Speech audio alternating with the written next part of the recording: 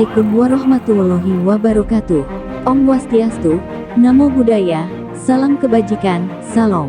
Halo para pemirsa, haruskah Ormas atau LSM dibubarkan?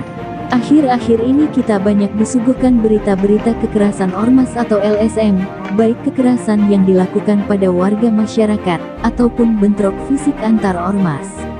Seperti yang terjadi di Kebumen, Bogor, Bekasi, Tangerang, Jakarta, Karawang, dan di beberapa daerah lainnya. Kejadian terakhir beberapa hari lalu, perwira polisi dikeroyok Ormas Pemuda Pancasila, di gedung DPR di Senayan, Jakarta. Di Karawang korban tewas 1 orang dan 3 orang luka berat, akibat bentrok Ormas GMBI, dengan GMPI dan beberapa Ormas lainnya. Sebagian masyarakat dan netizen bereaksi keras atas kejadian-kejadian tersebut, dan meminta pembubaran Ormas dan LSM.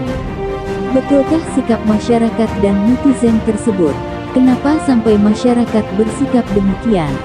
Dan apa sebenarnya yang disebut organisasi massa atau Ormas, dan lembaga swadaya masyarakat atau LSM? Kita akan membahasnya. Ormas atau LSM adalah organisasi yang dibentuk masyarakat secara sukarela, berdasarkan kesamaan aspirasi, kehendak, kebutuhan, kepentingan, kegiatan dan tujuan, untuk berpartisipasi dalam pembangunan, demi tercapainya tujuan negara Republik Indonesia, berdasarkan Pancasila dan Undang-Undang Dasar 1945. Ormas dan LSM ini dapat berbentuk badan hukum perkumpulan atau yayasan. Beda Ormas dan LSM adalah, hanya pada orientasi kegiatan. Ormas melakukan rekrutmen keanggotaan, sedang LSM hanya berfokus pada program kerja kegiatan. Ormas dan LSM didirikan sebagai perwujudan masyarakat sipil yang berfungsi menjembatani, memperjuangkan, dan membela kepentingan masyarakat dari dominasi kepentingan pemilik modal dan politik praktis. Pada dasarnya Ormas dibentuk untuk menjaga, memelihara dan memperkuat persatuan dan kedaulatan bangsa. Keberadaan Ormas dan LSM memiliki dasar hukum, yaitu Undang-Undang Nomor 16 Tahun 2017, tentang penetapan Perpu Ormas menjadi Undang-Undang Ormas.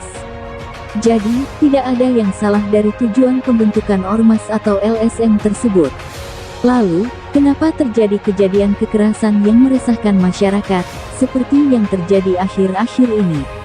Di dalam Undang-Undang Ormas, yaitu Undang-Undang Nomor 16 Tahun 2017, telah diatur secara lengkap tentang kewajiban-kewajiban, larangan-larangan dan sanksi-sanksi bagi Ormas yang melanggar.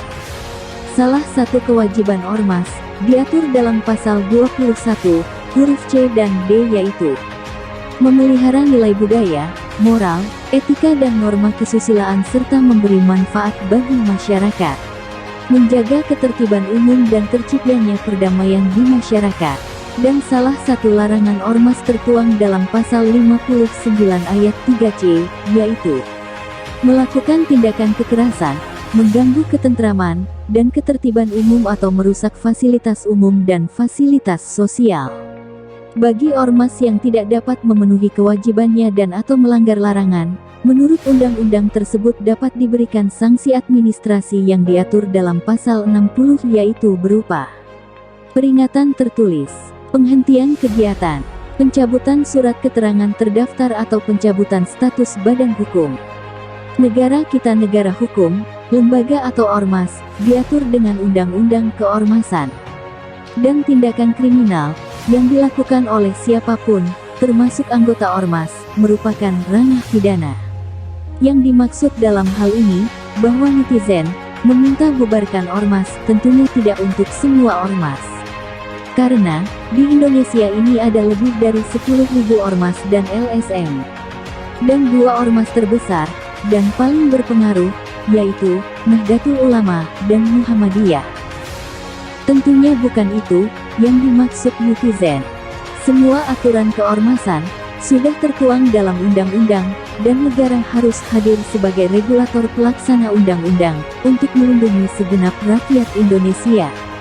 Mari kita ciptakan masyarakat berbudaya, menjunjung norma dan etika moral, dan supremasi hukum, untuk menuju Indonesia maju dan bermartabat.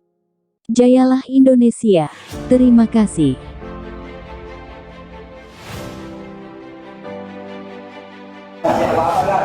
Silakan Bapak Ibu berdiri. Iya, kasih tepuk tangan untuk Bapak Ibu.